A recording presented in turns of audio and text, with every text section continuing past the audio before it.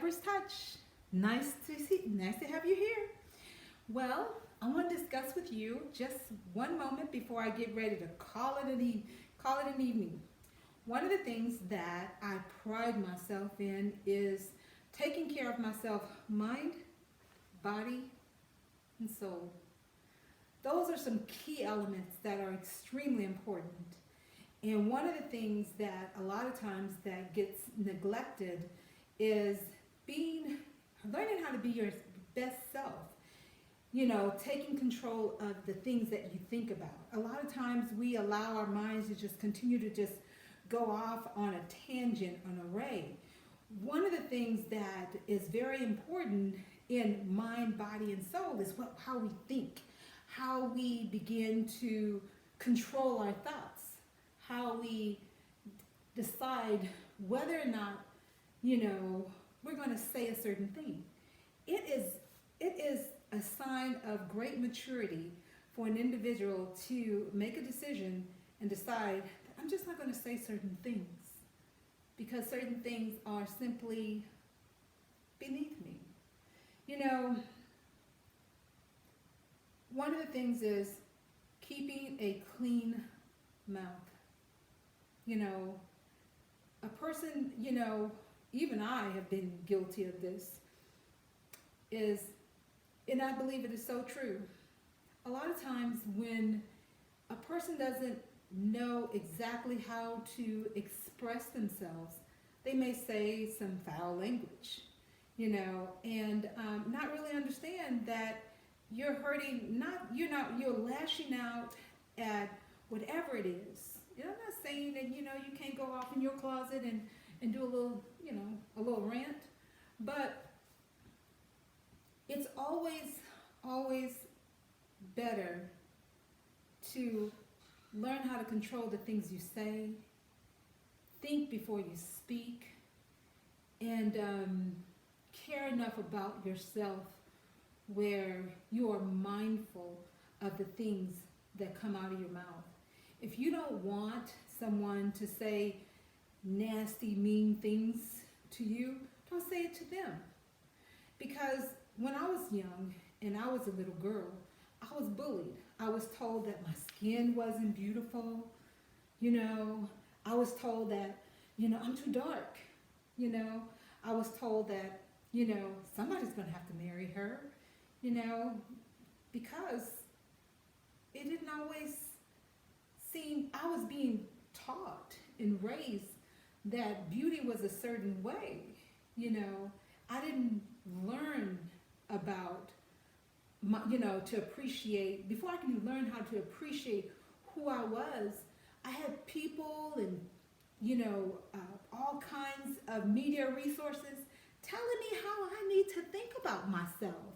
How, and then on top of everything else, because, there was the media, doing that, and people that I was growing up with, we visit those things on other people. We visit that, hate, we visit those abuses, verbal abuse on others and stuff. Verbal abuse is one of the most harmful, experiences that anyone can ever endure. These things, words can stay with people a lifetime. Things that I may say to somebody, and I met them maybe 10 years ago. It lives in their spirit. And maybe they don't have the tools available for them to teach them how to say, no, that's not who I am. I'm not going to let you define me. Define that I'm this, whatever it is. When I spent a great deal of my childhood, in this cocoon, to myself. I'm already an introvert, I'm already that kind of person that I rejuvenate by myself. That doesn't mean I'm antisocial. I'm a very social butterfly. Yes, I think that's a huge misconception about people who are, you know, who are, you know, introverts. That you're always in your head. Maybe that's some parts of it. But, you know, one of the things that, you know, stayed with me a lot was a lot of the things that people said about me, what my eyes look like, what my nose look like, what my lips look like, what my body look like. You know, I'm not, you know, I used to run for a hobby, you know, and I still run, still now. I even ran a marathon in my lifetime, a couple of them. You know, I was pretty slow, never won, but that's okay. I was just happy I finished. You know, I was that girl, you know. But I suffered many, many years trying to figure out, you know, who I was as a person, you know, and feeling all kinds of timid, somewhat timid and shy, you know, not fully understanding the person, the woman I was growing into be, you know. But one of the things that I continued to endure on different levels was a verbal abuse, you know. Verbal abuse, I thought that when I got out of high school, from elementary all the way through high school, that I left all of that behind. I didn't experience a lot of it through college, you know, because that's, you know, you're growing and people are just trying to study, trying to get their career, you know, get to the level where they can begin a career with their education. So I didn't experience extreme, you know, psychological abuse, but I had already endured some. And when I began to get into relationships where there was both some physical and a lot of emotional abuse, it just took a toll on me. It took a toll on me in such a horrible, horrible way. You know, I set standards as far as like the type of individual that I could see myself with. Um, I'm going to share with you guys just a little bit about, you know, you know, how an experience where my standards were lowered. You know, I was getting to know this individual, you know, a person. And this individual, you know, from all practical purposes, put on this huge facade, like, you know, they, you know, were gentlemen, you know, opening and closing doors, you know, highly educated, had a career or whatnot. And I never forget, my niece came over my home, hanging out with me along with some friends and stuff. And this person came to my door, and they knocked on my door, and I let them in, and this person was high off of drugs. You know, I'm not one, I've never been one to, you know, drink heavily, or even really most of my life drink at all. I had a glass of wine here and there throughout my lifetime. I said, but never, you know, a person who was, I considered myself a drinker at all. Wouldn't, you know, matter of fact, I think that in order to run, you can't drink. Being an athlete, you just could not do stuff like that. That doesn't mean I didn't know what it tastes like or hadn't had an experience with having a glass, you know? Or, but I had never, all those years growing up, have ever endured anyone who I dated was, you know, into drugs. Well, this person came in and they were filled with drugs. It was apparent that they were high. High. I was like, you know, how did I get myself into this? This is that narcissist.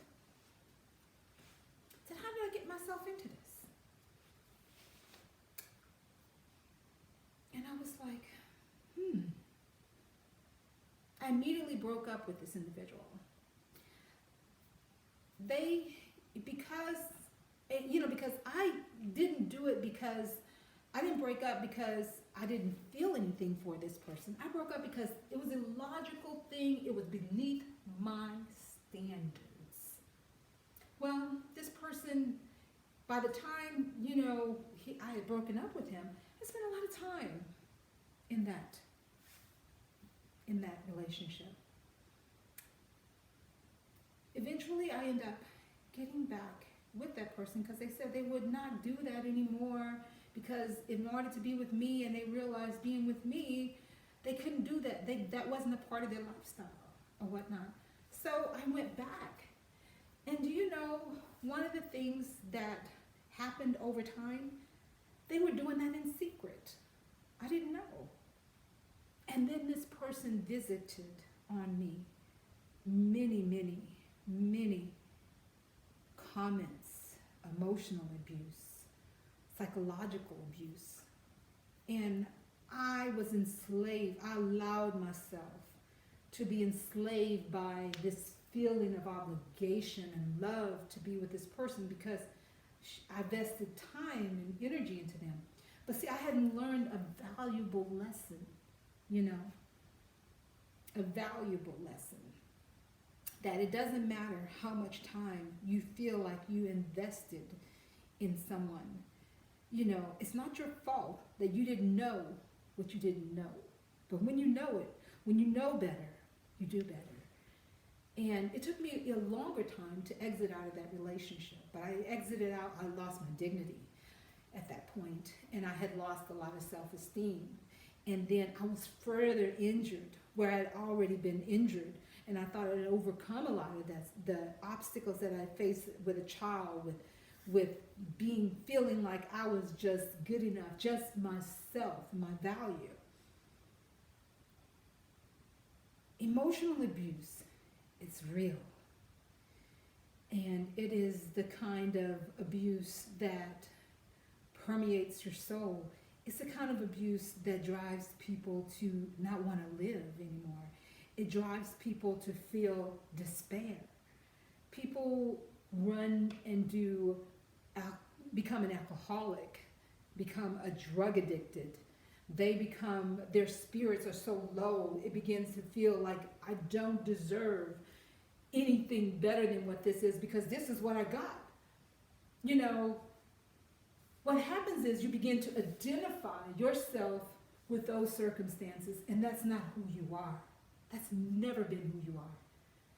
God has a purpose, a great purpose for you in your life, just like he has for me. God loves us. He loves me. He loves you. He wants us to experience him. He wants us to experience his love.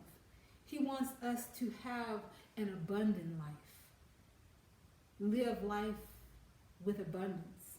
That doesn't mean sometimes in order for you to be all that God has called you to be, you have got to leave those circumstances. And you have to untether yourself to the words that people have said to you over the years. You have to step out on faith and believe God for it. Knowing that every step that you take towards God, he will take two towards you. Because he did it for me. If he did it for me, he will do it for you. And he is not finished. When I left, I didn't have all of the formula. I just knew that God would give it to me along the way. I trusted him. Because God will make a way out of no way. In those circumstances, I felt lost. And I know many of you know what it's like to feel lost.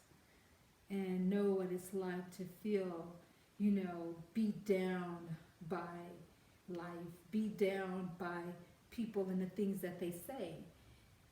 And when someone that you value what they say, You know, when you place value on another individual, but the value you've placed on them and their words hurt you, they tear you down, they don't build you up. That's when you have to make a decision in that small corner where that seed still lies, and make a decision to choose you. Choose you. It is not wrong to be selfish in a healthy way. When you have a glass of water and it's halfway empty or halfway full, however you view it,